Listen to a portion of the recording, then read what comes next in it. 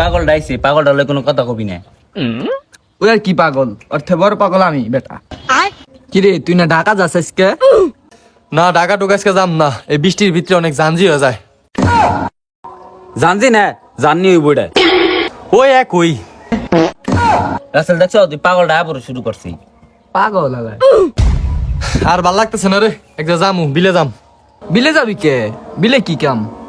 আরে বেটা অনেক দিন ধরে নুনাইলি সাহেবের মন চাইতেছি, মানে ভাবতাছি নুনাইলি যে বিলে থেকে ধরে নিয়ে আমু পরে খামু। বিলে আবার নোনা ইলিশ? আরে বাদ দে পাগল হালার করে আলাই।